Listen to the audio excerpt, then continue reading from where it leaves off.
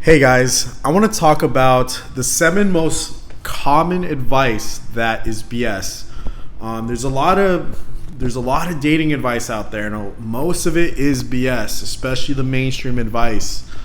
And I really want to address those because a lot of people giving out this advice don't go out. They're just talking about the one time they got one girl this one time. Or they're just thinking about what makes sense, but they're not really understanding what it's like out there when everything is put into practice. Keep in mind, what I'm talking about is attracting women in the sense of approaching a woman you don't know, making something happen out of nothing, being like a Kobe Bryant. I'm not talking about a social circle type situation. I'm not talking about the girls in your class or the girls who work with you, or girls in the same circle of your friends. I'm not talking about that. I'm talking about going up to a girl you don't know and you want to build attraction. You want to get her on a date. So these are the key dating advice.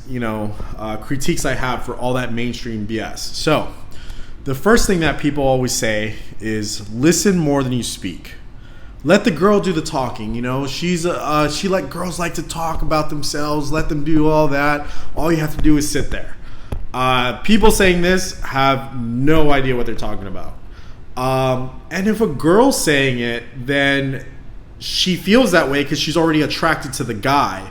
So of course she would say, yeah, just let me do all the talking. But yes, let them do the talking, but you have to build attraction first. And by going up to a girl, most likely she's not going to be attracted to you right off the bat. You have to build attraction, through your personality, through emotions, through the experience that you guys are sharing together. Then you build attraction. Because if you're just good looking, then there's a ton of other good looking guys out there. Guarantee you there's better looking guys than you. If you're counting on, flaunting your money out there, then there's richer guys. And if you have to go saying you're rich, then you're not going to get, you're going to look silly. So what I'm talking about is building this organic attraction through your personality and through experiences. Now, the only way she's going to really get to know you is if you talk about yourself. You have to talk about yourself because in order to learn about her, she's not going to want to give any information about who she is to a total stranger. But if you let her know who you are and why you're this attractive person, and you're very charismatic about it, and she's like, wow, like this guy is very interesting, and I'm really engaged, then she's going to want to share stuff about her. Then you can listen. And I'm not saying don't listen. I'm just saying don't go into it. Like I see guys go up to girls and like one of the first questions they ask is, oh yeah, tell me about yourself. And it's like the girl doesn't really want to share this information. She doesn't know who you are. Why would she want to qualify herself to you if she's not attracted to you yet? Which leads into the second thing is ask a lot of questions. Well, the problem with that is that that's what everyone does. And there's a reason why as kids, we rather watch movies or TV than do math homework. Because questions are mentally draining. If you're asking someone a ton of questions, you go up to a girl, you're making her think. She wants to have fun. You're stopping her from her fun. You're not adding to the fun. She wants to be entertained. She wants to be intrigued. Girls want guys to sweep them off their feet. They want to feel that, but they're not going to feel sorry for you, do any charity work if you're not doing that. And one of the fastest ways not to do that is to just ask a bunch of questions, and especially if your questions are really dumb. So that's one thing you want to avoid. Guys always try to get the girl to do all the work of keeping the conversation going.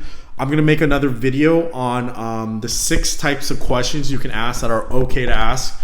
But just most of the time when guys are asking questions, they're just fishing for conversation, and it's very obvious. So it doesn't have a very confident feel to it rather than having things to talk about and to say. The third thing I want to talk about is you always hear people talk about, yeah, I just wait for her to make eye contact, and they play this eye contact game.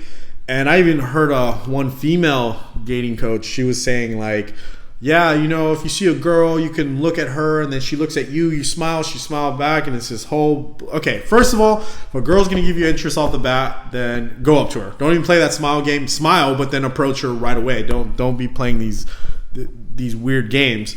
If that's the case. But the thing is, you waiting for something to happen, waiting for that perfect time, like there's no such thing as a perfect time, you know. And that's really what I want to talk about, is that, oh, you got to wait for this perfect time. There isn't. You can't just wait on that. A lot of times, if you're waiting for a perfect moment, what's more likely they're going to happen more than not, and I'm telling because I've done many approaches, is the situation is going to get worse. It's not going to get any better. Now, there are certain times where, like, what's called like a guaranteed interrupt, you know. So, for example, if the girl's at the bar and, you know, she's attractive, obviously the bartender's going to flirt with her, so he's not going to be like, oh, yeah, here, sign your check. He's going to, you know, talk to her too, you know, milk it as long as he can. Bartenders do that a lot. So I don't approach then, because I know it's like 100% going to interrupt what I'm doing, or, you know, our conversation. So, but what I'm talking about, or also too, she's going to the bathroom. It's better to talk to a girl coming from the bathroom than going to the bathroom. That's pretty obvious. So what I'm talking about is, like, if the girls are like, maybe say you have 2 or 3 girls chatting away, and there's this very deep conversation. People are like, oh, I have to wait for this perfect moment. I don't want to interrupt them.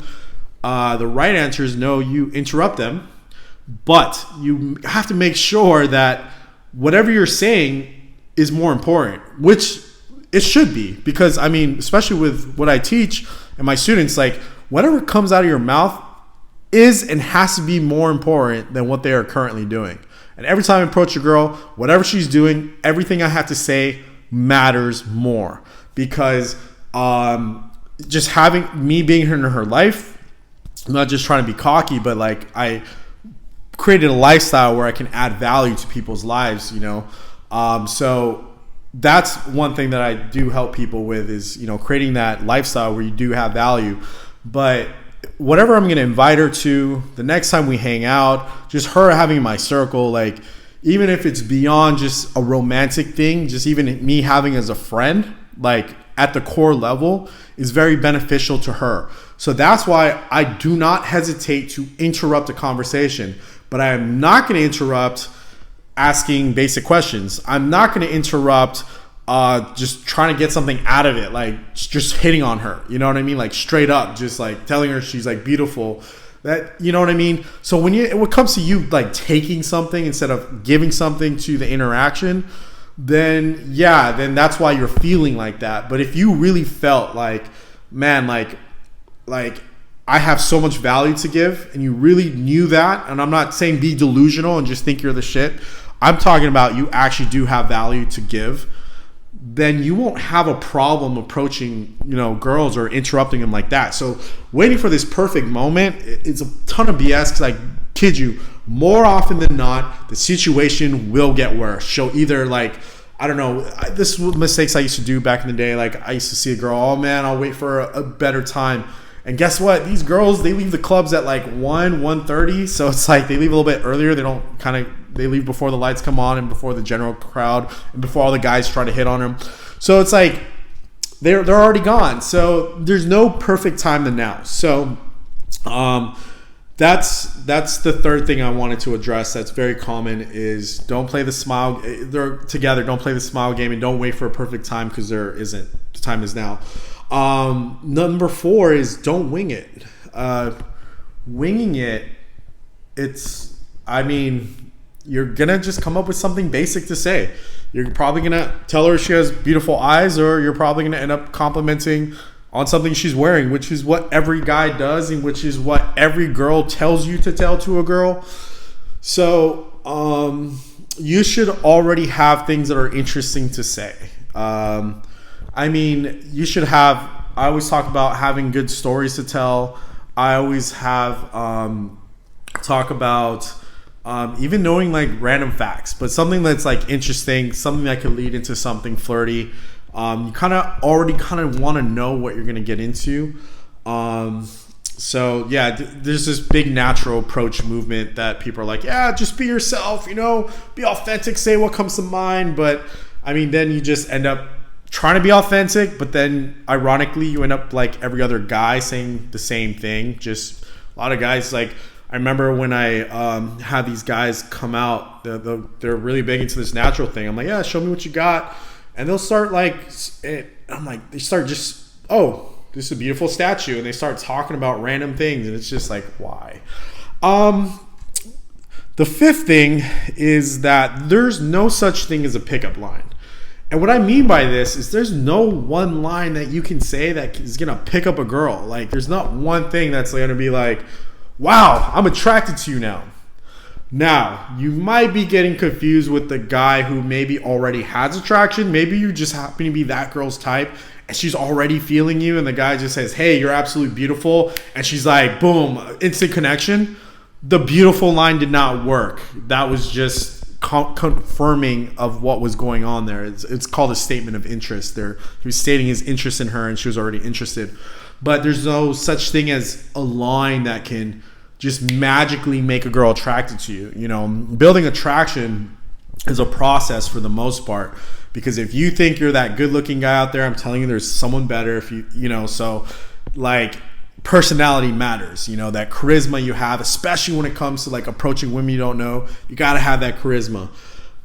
So that pickup line, you know, kind of puts the emphasis on like the first thing you say is the most important, but it's not, because that's not what builds attraction. You know, that first thing you say, people like, oh, I need to come up with something so funny and so amazing for this first thing I say. No, you don't. Like, you know what I mean? Everything that you say after matters, you know, like that's what carries more weight, is that progression to building the attraction. For example, let's say if, like, I don't know, I really do say I appreciate her fashion, you know, and I let her know that.